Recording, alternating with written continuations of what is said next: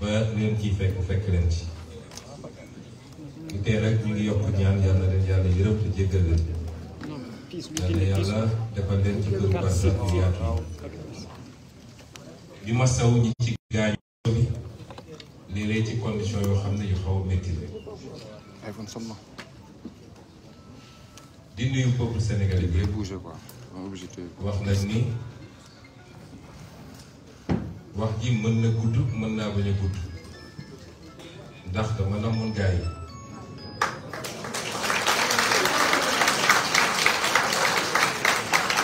waaye dinañu fexe ba tënk ko ndax jamono yi toll li ëpp ci wax mooy waxu suñu candidat le président Diomaye Faye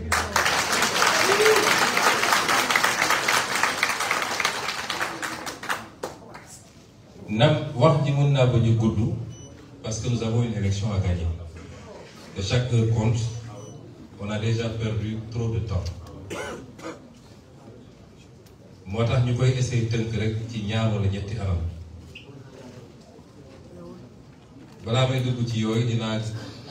delluwaat remercier ñi nga xam ne ñëpp bàyyi nañ seen yitte yoroon seen kuréel moo xam parti la wala mouvement wala personnalité la individuelle ñëw jàpp ci coalition Diomaye président te boobu jamono gisantewuñu sax ak Diomaye tooguñu ak moom di leen wax dal leen ak jàmm ndax ñun jaayuñu Sénégalais yi nit projet lañ jaayi Sénégalais yi kon su ngeen ñëwee ci projet ngeen ñëw seen projet la di ci beral loxo nag suñu yeneen ñaari candidat yoo xam ne suñuy nawla lañu ñëpp xam ko suñu diggante weesu na partenariat muy la doyen Habib Sy mi toog fii ak le docteur Cheikh Tidiane Dièye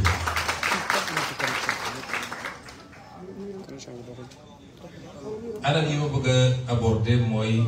li jiitu élection bi lu bëri xew na fi damay wax ni su amoon kenn rek ko waroon contesté mooy man mii Ousmane Sonko ndax conseil constitutionnel ni mu def ñëpp xam nañ ci teguñu ci yoon conseil constitutionnel nee na sur la base de la commune renommée moom dégg nañu ne condamnation am na transmettre ñu ko condamnation mais moom moo dem def ay investigation nee na pour dem tirer des conséquences ci loo xam ne loi mayu ko parce que loi li mu wax mooy bu dee nit sax am na condamnation boo xam ne juge bi prononcé wul la déchéance civique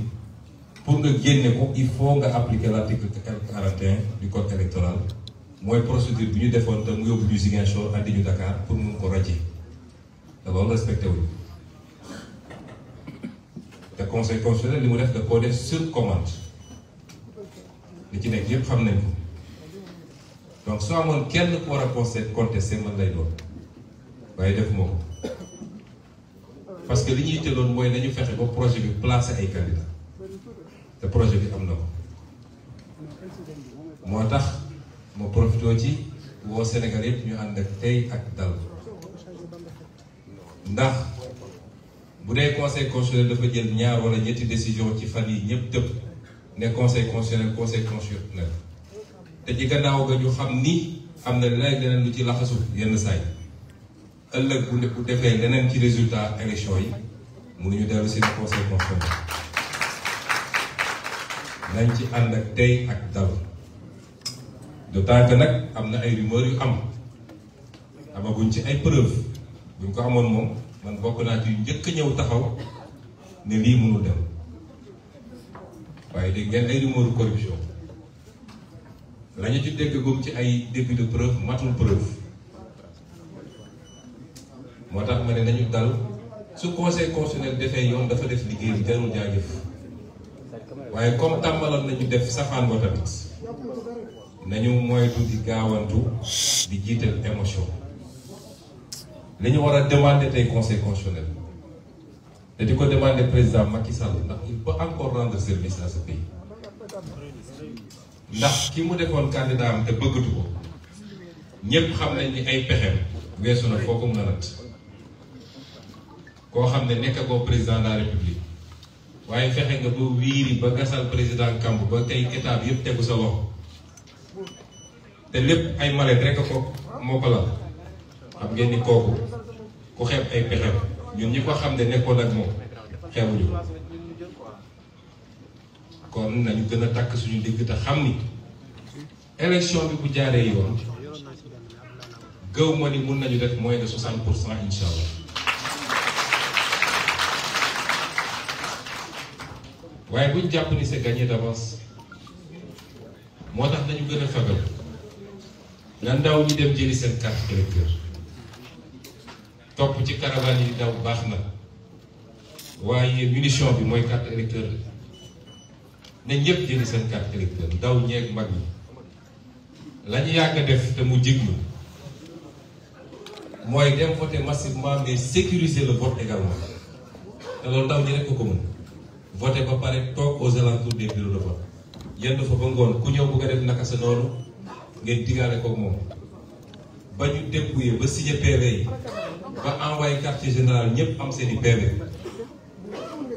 loolu nañ ko daan defee nañ ko def ñu ko ëppee ren parce que élection yi enjeu bi bokkul ak benn enjeu waaye it ñu continuer am exigence ci ñi nga xam ne ñoo war a organiser élection bi moo tax may président Macky Sall te bu ñu génnee ci élection bi affaire bi jaxasoo demam du yomb foofu mu xam ko moom xam na ay pexe ex candidat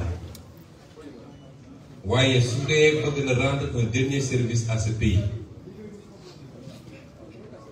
pour deminam tane na fexe ba élection yi doon élection yu mucc ay leer nañ ci gañe ñu ne kii la ñëpp ànd félicité ko ñu xam ni bii la yàlla tudd kon dama wax ni loolu parenthèse la woon li jiitu élection yi si amee waroon contesté man bii la mais yàlla may nañu président Diomaye jàll may ñu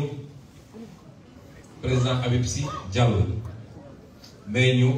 président Cheikh Tidiane Gueye jàll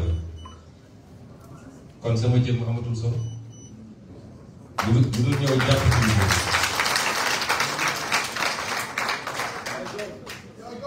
ñu dox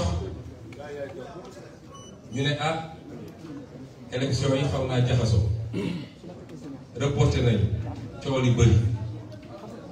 te it may dalal xelu ñëpp ni fa ñu newoon amul lu ñu ëmb ci réew mi léegi daal xale yi ne il faut ñu nettali ma lu bëree bëri classement Coupe d'Afrique beeg ak yeneen lépp yëg nañu kon xamoon nañu la xew ci dëkk di ko suivre comme ñëpp ca loolu ñu doon suivre dëkk bi jaxasoo na yéen ñëpp dégg ngeen ay waxtaan yu am naam waxtaan yu bari am na ay ndaw yu bari yónni na leen ñu ñëw ci ñun wax ndax mënu doon ñàkk damay wax ni Pastef dañu am jamono ju ñu toll boo xam ne kàmb dafa am walla dafa am benn écart diggante ñun ñi nga xam ne yàlla nattu woon nañu ñu jiite ko ak li ëpp suñuy militant te communication jafe woon ba mënuñoo jottali li ñu bëgg waaye ku am seetlu tuuti di nga xam ni à partir du mois de mars 2023 am na lu bëri lu soppeeku ci stratégie Pastef parce que projet boo ko yoree projet de société da ngay évoluer moom bu ma koy tënk ci lu gàtt rek te di jël royuwaay ci diine gi ma gën a xam dama naan am na Makka am Madina am Hudaybiya am Fathu Makka am lu tegu ci Fathu Makka jamono jii nag ñi ngi ci mujjanteelu Hudaybiya ndax xam ngeen Hudaybiya jamono jii Makka fitna la woon ba tax mënatul nekk ñu gàddaay dem Madina. Madina métti na woon ci xare yi am yépp ci Madina la xamee ba waxtaan am keroog ci Xudaybiya Yonent bi alayhi salaam takk ay jëlee moom fasam ne namm naa Madina namm naa Makka dañuy aji ñëw ba tiim Makka ba di gis les premiers bâtiments ci benn gox bu ñuy wax Xudaybiya yéefar yi takk armée ne su ngeen duggee ñu faagaagal mu nangu signé pacte boo xam ne moo ko jural 10 ans Dakar bi mu defaru ci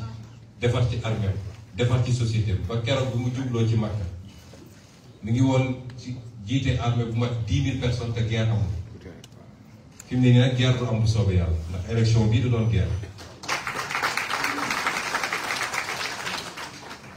mu des nag élection bii ñaar yooyu ñu dese étape yooyu lañ toll léeg-léeg nga dégg ñu ne dinañu fayu dinañ dóore dinañu lii déedéet il n'y aura pas de vengeance il y aura de la justice.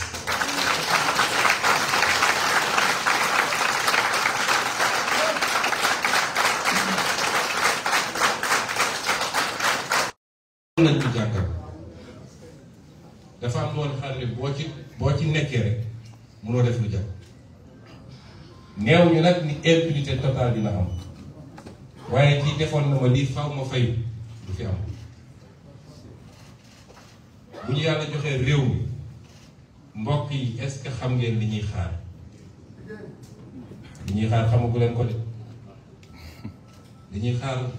jaxasoo na rëy na bëri na te population yi toppuñu di daw ci mbedd mi elles seront très exigeantes avec nous. tey ñu am bor yu ñu war a fay mooy ñi nga xam ne seen bakkan rot na ci ñi nga xam ne ñàkk nañ ci cër ñi nga xam ne def nañu ay at ci kaso bi ñooñu ñëpp dañ leen war a fay bor bi te naka lañ leen koy fayee mooy fexe ba gëm-gëm gi ñu amoon ci ñun buñ ci mus a teggi suñu tànk lu toll ni tarafataay. kon waxtaan am na ay ndaw ñëw nañ ma gis waxtaan yi ci ñetti poñ la amul benn bu ñu déggoo na waaye def nañ ko ci respect mutuel te loolu amoon solo waxtaan nañu ci report élection may leen xalaatu leen ko élection bi mënu leen ko laaj bañ ma ne il faut ñu reporter élection bi ndax yow ak diw di fa ngeen bokk ma leen sama bokku élection mënul justifier report élection sama bokku élection mënul justifier report élection gëm mu ni Sénégal ba mu daj am na ku ma gën a mérité nekk candidat man waaye nit ak sa yéene yàlla ak dogalam ku ko xamul rek da ngay sonn bon bi président xam nga la ñuy wax madame yéen ñu dégg anglais loolu yàlla bind ko ci jëw kenn saa su jotee rek di nga ko def idi kon lu ñu mën def pour élection bi ñu bañ ko reporter def nañ dem naa ba ne samay avocat bu la déposer recours mooy rabanale bi tant que figé wuñu liste yi ndax damay bañ ñu jaar ci loolu pour mën a reporter keroog bi ñu nee déposé nañu loi assemblée wala dañuy def commission d'enquête parlementaire ci laa woo Birame Souleye nii ne ko non seulement suñuy député dañu voté contre mais nañu attaqué devant le conseil constitutionnel. bi ñu génnee liste yi laa jokkoo ak doyen Habib Sy nii ne ko doyen la ma dégg ci rumeur mooy dañoo bëgg a reporter te fi ñu ko bëgg a jaaree xam naa dama bëgg nga wootee anciens amis du PDS ne leen bu ñu nangu mukk ñu jaar ci ñoom pour reporter élection yi doyen woo leen nga wax ak ñoom 24 heures plus tard mu jox ko man ne ma wax naa ak ñoom lii lañ ma wax ba keroog barki démb lu ma taalee tere dégg ñu ne doyen Habib Sy dafa bëgg a déposer recours ci laa ko wane ko doyen bul déposer recours parce que bëggumu ñu jaar foofu peut-être ñële mën nañ ne amuñu qualité à agir mais yow candidat la boo déposé ñu ne tu as qualité à agir kon bul déposé la. dem nañ ci ba yegg ci foo xam ne ñañ doon yónni ci man ñuy wax ak man dem naa ba ne leen nee leen seen kilifa bu démissionné mukk ndax li ma jàppoon man ci constitution mooy suñu démissionné article 31 deuxième alinéa mooy ñëw mooy ñu ngi ci camp suppléance te boobaa dañuy rebattre carte yi kon bu ngeen gisee may leeral yi mooy wax ju bëri na Sénégal nag moo di demee wax ji bëri na da ngay gis ku la xamoon bu baax xam yaay kan mais situation taxaw mu mën a dute ci yow loolu mooy Sénégal nit nag boo ko wóoroo da ngay def ni Aboubacar defoon biñ ko nee sa waa ji nee na dafa dem démb rañaani saa ba yëpp commencé duti moom dafa ne su dee moo ko wax dëgg la tafsir waaye nit booy wóolu tant que yaa ngi koy gis ñàkk koo gis mun a jaaral nii nga ne non non non kooku dafay juum li mu wax tegu ko fenn te ñu jaar ba egg fii li may wax nii am na écart bu xam suñu diggante et c'est tout à fait normal mooy Pastef dañ koo somb pendant longtemps mu nekkoon ci position défensive ba ñun gisuñu lu dul xeex ak défendre bu ñu ko woon ci fànn boobu kon Bassirou Diomaye Faye mii tey du nekk candidat. J'ai dû prendre beaucoup de décisions et je les ai prises seul parce que mënu woon jokkoo kenn bu ma ci jumoon ci benn rek projet bi tey jeex na may sant yàlla c'était pas évident dañuy sant yàlla te jumuñu ci benn defe na kon toll nañu foo xam ne il faut ñuy gis les deux faces de la pièce. toll nañu foo xam ne ñenn ñi élection rek dañu gisoon élection ma leen waaw dinañ dem élection bu soobee yàlla waaye dañ ñoo song métital ñu nangu ñu lu bëri si ñun lu ma mën a def ba delloo si li ñu moomoon rek dinaa ko def tey delloo si suñu parti politique ñu doon wax ex-Pastef léegi nañ ne Pastef dina war a dem tey delloo si wuñu suñuy éligibilité ba ci sama bos man mii waaw nañu taxaw ba ci opposition bi ne d'ici 2039 Sonko du nekk candidat yàlla ne sama biir noppi naa ci bu yàgg waaye tey génnewuñu des centaines et des centaines de nos frères et sœurs qui souffrent dans les pays ñi doon wax nañu toog bu ñu gagné qu'est-ce qui vous garantit c'est que dinañu gagné waaw par exemple suñu gañewul woon xam ngeen ni ku fi njëkk a toog la may njëkk a def mooy liggéey bii gars yi su mboon mu yeggale ko kon maag Bassirou mii 10 ans la ñuy jël parti bi ñu seyal ko projet bi jeex loolu yëpp parce que on voulait faire un fétichisme des élections j'ai dit non dinañu dem ci élection bi soobee yàlla peut-être ñu doon wax loolu xamuñu man de prison bi ma ne woon suite lañ ma ko jox suite chambre salon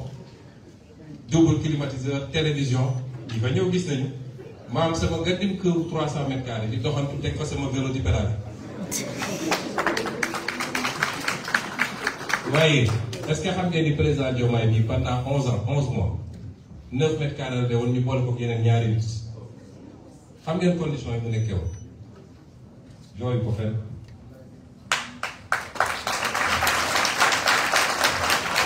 mais est-ce que xam ngeen ni li ëpp ci suñuy xale yi ñu ngi woon ci condition yoo xam ne kenn kuñ fi tegoon ci condition yi boo matul du génn ci prison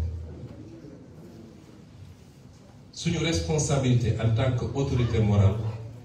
mooy suñu amoon prof ndoll génne ñooñu te yàqul dara ci li ñuy liggéey nañ ko def moo tax nit boo àndeek moom léeg-léeg da nga koy wóolu doylu ko buy def xamoo teyal ba xam rek loi d'amnistie bi coow bu ne dégg nañ ko ci muy deuxième poñ boo xam ne discuté nañ ci dañu ñëw wax ma loi d'amnistie may leen soxlawu ma loi d'amnistie su leen doyee vous abandonnez les charges parce que xam ngeen ni taxawul ñu def non-lieu nit ñi ñibbi seen kër ñu ne dee rek ñoom loi d'amnistie la ñu bëgg mais suñu defee loi d'amnistie ça nous profite waaye instruction bi ma jox suñuy député mooy bu ñu àndee loi d'amnistie bi interpeller leen ministre de la justice bu dee léeg-léeg bokk na ci voté non bu dee léeg-léeg bokk ci voté oui keroog bi ngeen dajee ci suba balaa ngeen di Birame Souleye message boobu la délivré suñuy député pourtant dégg naa ci lu nekk ñëw nañu réponse bi leerul voté nañu non teewul maa ba jàll moo ñu andi fii ñu nekk nii tey jàkkaarloo Sénégalais di wax ak yéen kon dafa am loo xam ne dox na ci stratégie te ñu bëri xamuñu ko te merew ma ci kenn ndax fa ñu bàyyi woon parti bi ba ñuy jàpp peut-être ñoom foofu la ñu toll ba léegi fekk ci gis-gis ak yeneen ava évoluer ñetteel bi ñu wax mooy dialogue loolu suñu position mu ci s'est changé dañu ne woon kenn du teg pistolet suñu bopp di ñu dialogue loo booba jamono pistolet la woon jamono jii nag bazooka la waaw naka la ñuy demee dialogue parce que ñun ku ñu xam ci politique bi ñu commencé ba léegi constance lañu xamee gis ñu lu fees suñu bët moo tax nag bu ma leeralee yooyu yëpp di wax nii te li ma wax nii yëpp nag saa suñu ñëwaat ba ñu waxtaan ba noppi dama leen naan andil leen ma sama candidat ñu andil ma Bassirou dinañu toog 3 heures de temps 4 heures de temps je lui fais un compte rendu détaillé amul lenn lu ma mës a def te waxuma ko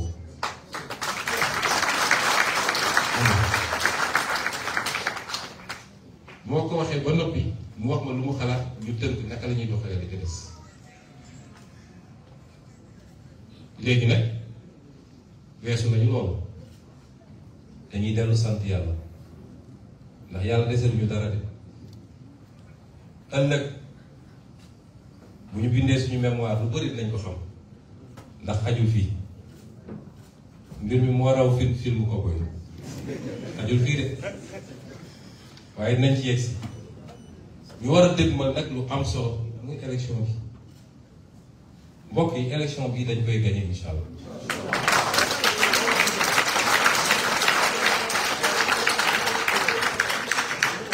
bis ni ki tey bu ñu jógee fii discours amatul futtiku ëllëg ñi nga bëgg a yeewu ji Ziguinchor bu soobee yàlla daal di commencé campagne may lancé appel nag Sénégalais yi xam nañ ni bëgg ngeen ñu lool xiif ngeen ñu lool waaye da ngeen ñu comprendre 7 jours de campagne lépp xaju si di leen koy ñaan rek ku ñu jaarul goxam bu mu mer ku ñu taxawul goxam romb rapidement bu mu mer parce que élection boo amee 20 jours sax mënoo def le Sénégal waxuma laa léegi ñu dese la 7 jours te génnaguñu Dakar militants yi xamante nañu léeg-léeg nit ñi def ko affaire sama koñ sama dëkk déedéet ñun gagné lañu bëgg d'abord kon bu dee ay candidat ñoo mën a ñëw toog fii bàyyi seen lépp ñëw toog fii mënoon nañ ne man sama candidat bopp la maa ngi dem kon kenn ku nekk na xam ni patriotisme bi ñuy wax fii la war a feeñee dina doon campagne bu méttee métti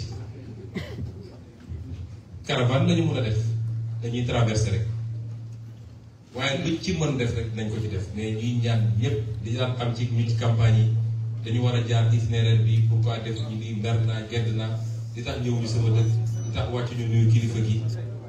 suñu amoon sa sañ loolu lépp nañ ko def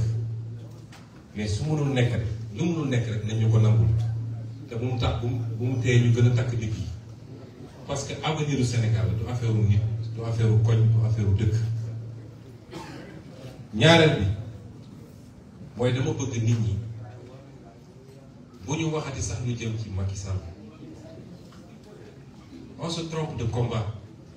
Macky Sall keroog bi mu ne man doot nekkatuma candidat nañu pare moom du suñu adversaire waaye am na lu gën a garaaw fuuf mooy candidat wu Macky Sall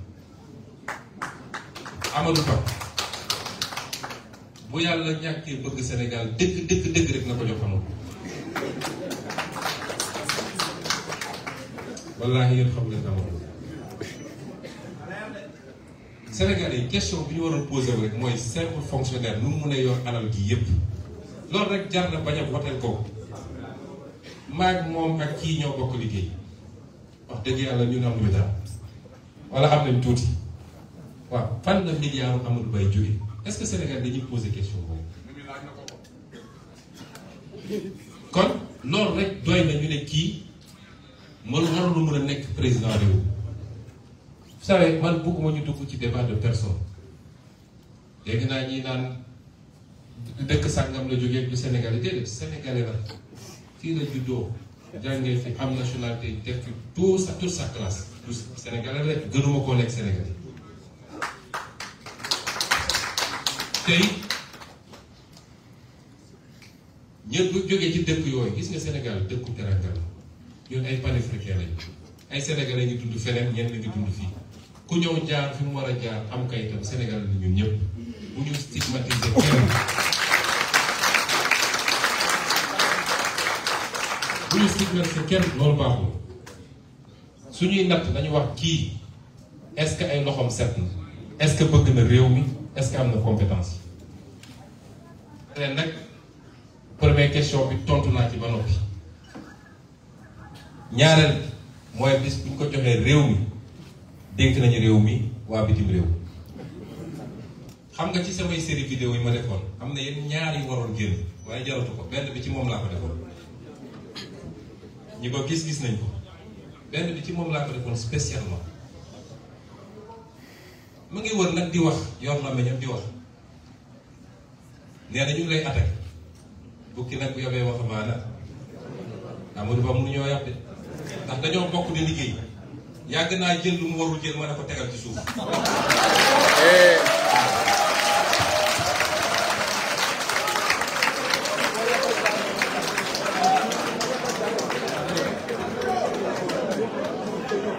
jiite na direction générale des impôts ma yor syndicat yàgg naa laal lu mu warul laal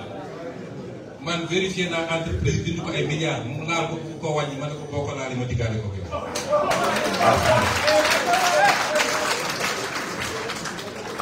te taxaw naa assemblée nationale interpellé ko ci li nga xam ne alalu réew mi la mu salfaañe ko ngir bëgg a neex tubaab yi kooku di ngeen ko jox réew mi balaa may dee ñu ne compétence la expérience la ndax dal alalu réew mi kon may lancer aussi un appel kilifa diine yi parce que gis ngeen li ñuy wër di nga dem ci même rangeen bi rek dañuy jëlaat dem ci kilifa diine yi waaw réew mi ngi en danger dañ ñoo rax wax ana ñan ñoo leen rax ñun ñi neewoon ñun ñoo leen rax ñoom ñoo jékki-jékki mu mel ni xal bu nekk seen loxo ñu sànni ñu ci biti ak terroriste yi nga ko génne nii ana ñan ñooñu la kii gëmul tarixa kii gëm waxatu ci yooyu man tey moom la ñu jël pour koo def ci Diomaye manipulation bi dafa doy ku am sa programme wax ko Sénégalais boo amul programme demal nga toogi yooyu ñuy wax ay waxu tàmpale la bi may nekk fële li ma gën a métti ci communauté bi nga xam ne ñaari président yi génne woon na du le fait que ñu wax nañu def li nañu def nii mais le fait que ñu dugal leen ci débat boobu naan y a des gens qui manipulent les jeunes Sénégalais yu ne ñu ne leen dañuy reporter cette élection ñu ne d'accord uñu Sénégalais yi jóg Sénégalais yooyu jógoon contre Abdou Diouf ci jamonoom jógoon contre Abdoulaye ci jamonoom nga ne ñooñu dafa am ñu ne seen gannaaw di leen financer ay terrorisme ak yooyu dañu respecter Sénégalais yi j'ai beaucoup de respect pour ces anciens présidents mais waruñu leen dugal sax ci yéen il faut ñu respecter peuple sénégalais bi dafa mature egg fi mu war a egg xam li mu war a xam di choisir ses combats nag kon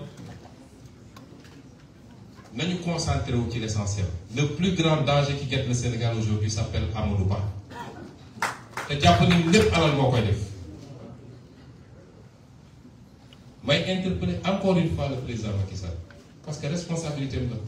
ndax schéma bi ñu teg ngir bëgg a def li ñu def ñun xam nañu schéma bi ñu teg pour ngoonu élection bi ñu gaawantu ne gagné nañu à tel score gars yi génn FDS yi ñu ne parce que élection bu ñu xasee ba ñuy joxe nañu score rek ñun ñëpp xam nañu c'est très difficile c'est en amont qu'on règle ces questions te responsabilité bi la moom mooy président de la République kon désormais nous avons un seul adversaire ñëpp xam nañ ni su élection yi jaaree yoon mënul am 15% ci réew mi mënu ko am waaye li fi mu jaar ba egsi fii toute sa trajectoire loolu lu voyé naxante jënd fii jënd fële foofu la yaakaar ni mun na koo jaar ba dégg monsieur le président de la République moo tax il va falloir qu'on fasse un large front un barrage contre ce qui se trame élection bi incha allah dañ koy gagné di ngeen dégg président Bassirou Diomaye Faye le jour de l'élection est au premier tour.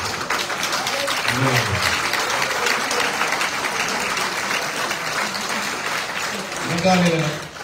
damay bañ a def sama candidat bi damaa bëri wax waaye dama leen ndaw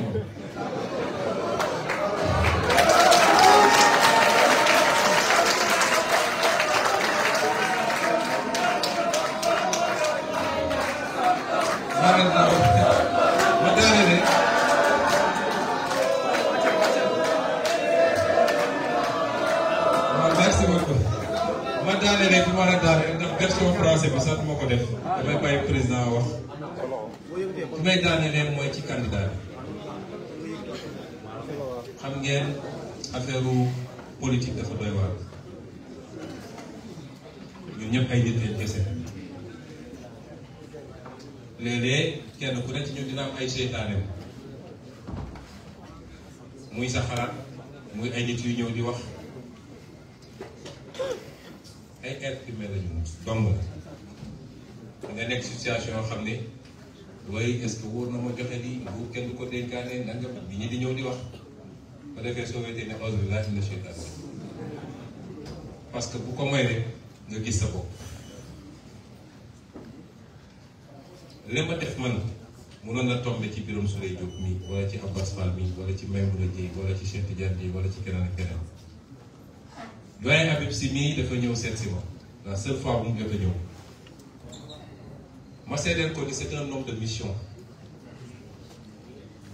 à son âge c'est un homme de mission parce que dafa ma seeti ñu waxtaan ma ne ko bu dee yàlla natt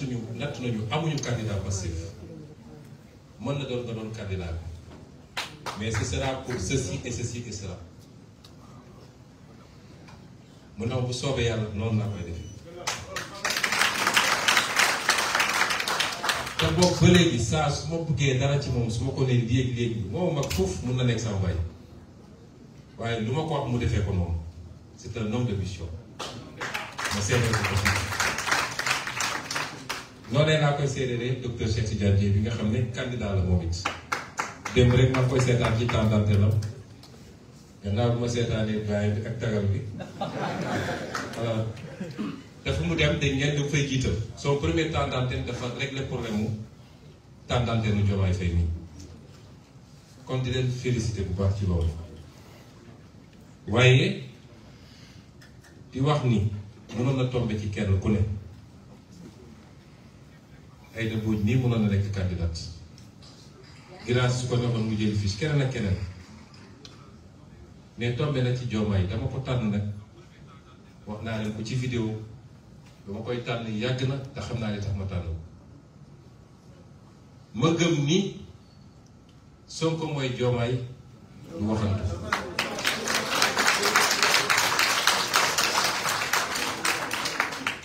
du waxantu waaye Diomaye mooy Sonko du waxantu bi ñu mujjee waxtaan avant dernière fois bi parce que démb it ñoo ne woon ba ndogoonoo ci la colonel bi ñëw ne ñu da ngeen di génn ma ne ko saa yi demal defari sa bagage da nga defar sa sikkim dina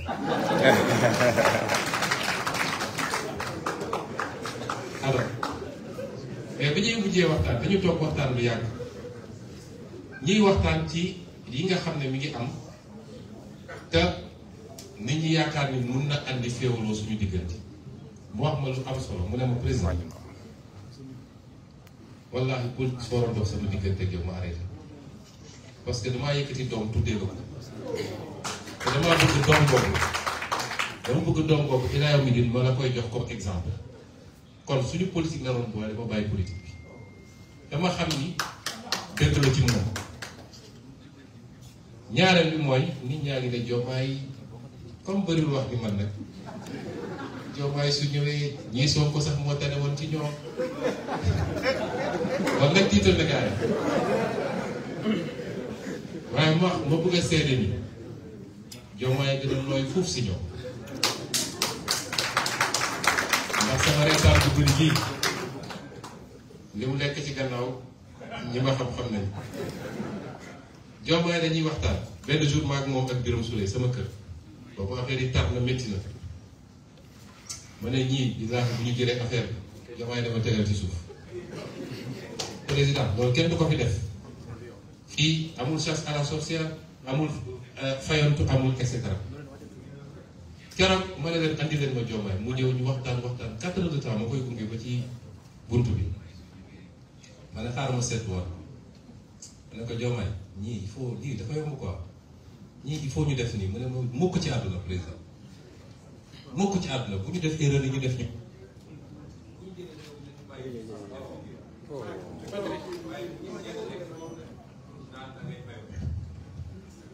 kon loolu muy lu ma bëgg a yokk ci seede ci sama digganteeg moom waaye di wax askan wi nii tànnu ma ci hasard ndax dafa di sama rakk di sama xarit ñu ànd lu yàgg ma xam li ma xam ci moom nee naa ko Diomaye nit ñaa ngi ñëw di wax rek limité télévision mu ne ma président man dama am kersa ci nit du ñëw di wax ma ne ko di ma la déglu waaye ku mun a dugg sama nopp bi ba wëlbati sama xel gisaguma ko loolu ci mbindam la bi may daanelee nag gannaaw bu ma dénkaatee Sénégalais Diomaye jëmmam amul solo sama bos amul solo donte dañ naan élection présidentielle waaye projet la ñu wax ak Sénégalais am na ay aspects ci suñu programme boo xam ne nit ñaa ngi ci bëgg a profité wax ji bëri moom dina ci leeral waaye dina doog a daaneel ba ca njëkk mooy nee naa ko président Diomaye mbirum vice président heureusement bu ñu nee sax lu ñu war a fal la donc du pour élection bi dugal nañ ko ci xalaat bi di ko xalaat waaye ñaari choix la ñu am boo gisee xalaat yooyu am mooy hyper présidentialisme bi am